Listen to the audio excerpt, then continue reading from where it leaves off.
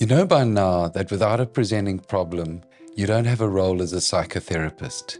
But what's the relationship between the interaction that you're observing and the presenting problem?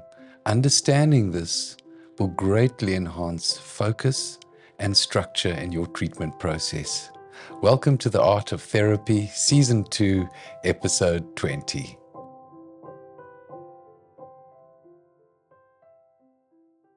It's good being back here with you and just looking at more at the art of therapy and just really to look at the details of it. Yes, I'm happy to be here with you too. Well, Mm. just to take a step back. So just the last time we really looked at a very important principle in therapy, and that's what we looked at trauma and just how that affects someone and how they relate, and it really puts someone into survival mode.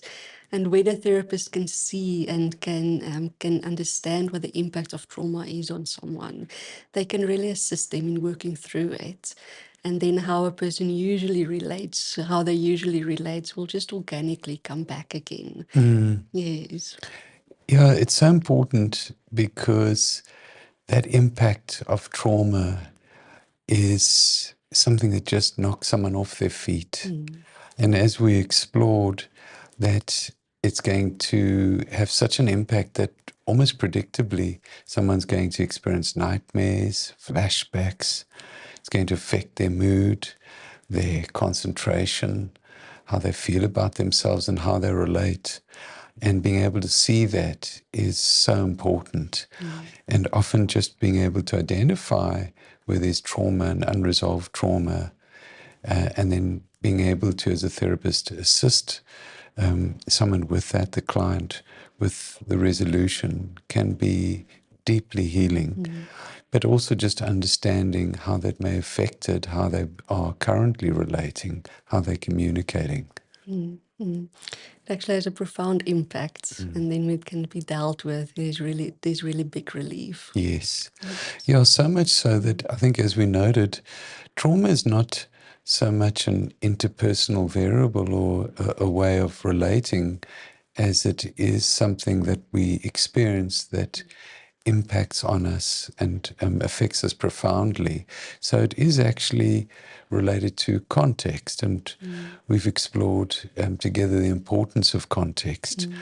But this is a very specific aspect of any context if there's been any trauma. And so that's why we look at it so carefully. I think what you highlight now, that it actually forms part of context, I think it fits so beautifully in just with today. And we said that the last time we said that there's so many different things that we looked at during this past season. And one of them is context and understanding that you're presenting complaint when someone brings with, how that forms part of your context and how it actually creates a flashlight for the therapist of where to start looking and what to do. Yes. Yes. Yeah, especially as that can be an overwhelming task initially if one doesn't know where to look as a therapist. But the moment we have the presenting complaint as the context or that flashlight, wow, how it can simplify and make so much easier what's happening in the therapy process and how to proceed.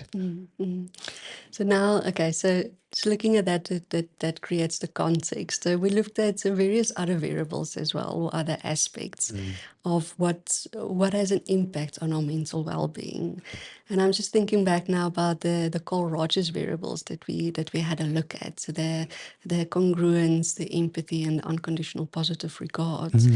So when a therapist have these, and they've looked to see with a client whether maybe they struggle to accept empathy, what do a therapist do with it? What do we do with it? You're noting something so important because you're also just touching on going back to what we've looked at together, and the central idea being is, okay, what does a therapist do with all of this? How do they bring this together? Because therapy has to be really goal-directed.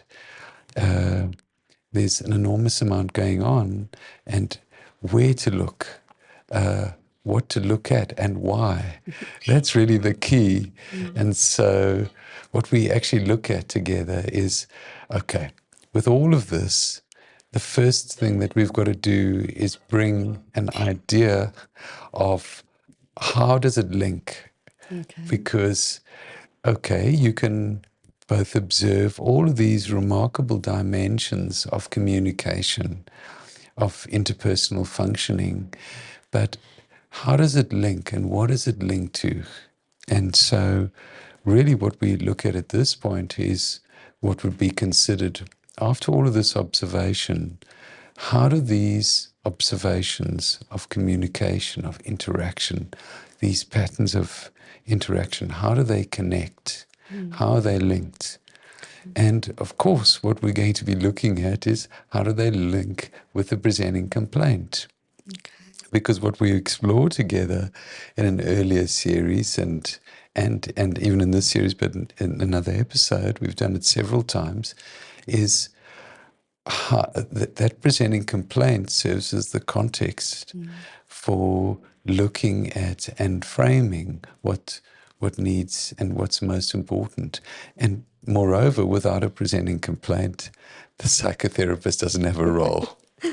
So if we don't have a complaint, all we're busy with really is our own bias, our own views, and in a sense our own prejudice. But the moment we've got a presenting problem, that gives us really and defines our role. We can now get to work. There's something that's having an impact on an individual, on a system. And so it's that presenting complaint that both gives us our role, but it also enables us to make sense of what we've been observing. And that is really what is the link. What is the link between what we're observing and these patterns of interaction, these communication patterns, and how do they link to that presenting problem? And the moment we can see how they're connected, the puzzle, as it were, becomes complete. We can make sense of it. We can understand it, and we can understand why someone is experiencing and suffering or struggling in the way that they are. Hi, it's Marizaan, and I would like to tell you something extraordinary happening at Treatment Works. So if you are a healthcare professional and you would really like to deepen your therapeutic skills, training with Dr. Phipps is a must. In my experience, his training is so compassionate, it has high clinical excellence, and it makes therapy so clear. Training is also not just a space to learn, but it's also a space to connect, to share with others and learn from others. So if you are ready to deepen your therapeutic skills and to look at more ways to support your client, join us for training at Treatment Works. You're welcome to visit our website at treatmentworks.co.za. It actually really, it simplifies therapy of giving you specific places where to work and what to do. Because as soon as you can understand the context of presenting complaints and understand how there's all of these variables, how does it link to that presenting complaints? In essence, how does it maintain it? Then it becomes so clear that a person needs input or help to work on certain different variables. Yes, yeah, so much so. And you also note how does that, what maintains that difficulty? And we know that systemically causality is circular. And so one thing affects another and in turn itself.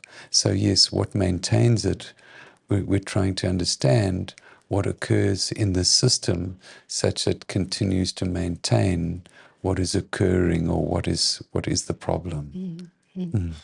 It's like if we look at just look at if someone comes and say, "Yo, they're really having difficulty in a partner relationship where they feel unheard and they feel like they don't have a voice," and we're going to have a look at the different variables, and we see that they actually they struggle with expression of needs, but then also in the environment that there's limited empathy that the client is receiving. If these are just two aspects, but when we can see that and we can pinpoint it, then we know how to actively work there.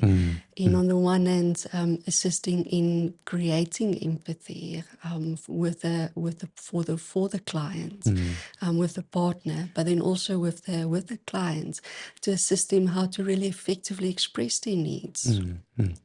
Yeah, that is really key. The moment you can link and connect what that presenting difficulty or problem is with some aspect of their interaction or communication, it just makes it so much clearer. And here, when there's some difficulty with the expression of their needs or how they express them, we can anticipate what and how that may be linked to their presenting difficulty, how it may affect them. Because if you just think about it, if you're unable to express your needs, you know what your needs are perhaps, but you're having difficulty expressing them, or you don't even realize you're not expressing them. Can you sort of anticipate the frustration or the confusion when you're in a meaningful relationship, but somehow you're not being supported, you're not being understood, and you're seemingly not having impact? It must be extremely frustrating with that, for a client to experience that. Yes. And that is what will bring a client to therapy. Yes. Yes. Yes. So for a therapist, being able to just understand even more deeply something of the client's experience, their frustration, their confusion, their pain, and have some idea as to what is actually causing that in their relationship, in their communication pattern together. Wow. That means you've got a way forward. It's a way to work things out and for the skills that can be learned. Yes. Yes. Yeah, yeah. It's both so clarifying in therapy, giving direction, it's so pragmatic. It is. It really clarifies it and it simplifies it. It's something that's so complex, but it really simplifies it. Yes. And gives direction as well. Yes. It just takes me back to just training with you that I did previously. Is that it takes a lot of practice and a lot of training to be able to do the link and to really understand how does all of these link together with the presenting complaint. So I go to, I think it simplifies it so much, but it's really helpful as well to get exposure to it over and over. That was at least my experience. Yes. Yes. I think your experience that you share, and I appreciate that, is something that is expressed by many who really dedicate and want to learn and understand psychotherapy and interaction and communication. It requires an enormous amount of practice, and being able to connect what you're observing and the nuances of that with the presenting difficulty, it's a real art. Because what you're actually doing is, first of all, understanding that the presenting complaint serves as the context, and so that narrows which relationships and why to look at. But that's only one part of it. Then it's to start looking at the different nuances of communication or interaction and knowing exactly what to look for there. And that, as we know, connects with ways of communicating, behaving that relate to well-being and mental well-being. So then being able to hone in on which particular nuance of the communication or that particular interaction is going to be helpful. Connecting that with the presenting complaint and understanding that in a logical way, wow, that does take some practice. And I think that's also where more training, more advanced training comes in. It really makes a big difference, really, to consolidate it. Yes. Yes. So just to think that now that we understand that that all of these variables can be linked to understand a client, understand how to assist them. So what, from a theoretical perspective, where is this based? What is it? Yeah, phew, that's a big question in the sense of, well, how do we look at this? How do we conceptualize this? And that's something I think let's hold that over for the next episode. That's a biggie. Okay. Yeah. Okay, so then we can look at it in the next episode. Yes. Okay, looking forward to that. I share that. Thank you for joining us on The Art of Therapy today. We hope that you find this conversation really thought-provoking and meaningful. And if any of the aspects really resonates with you, please feel free to leave a comment below. Thank you for walking this journey with us. Until the next episode.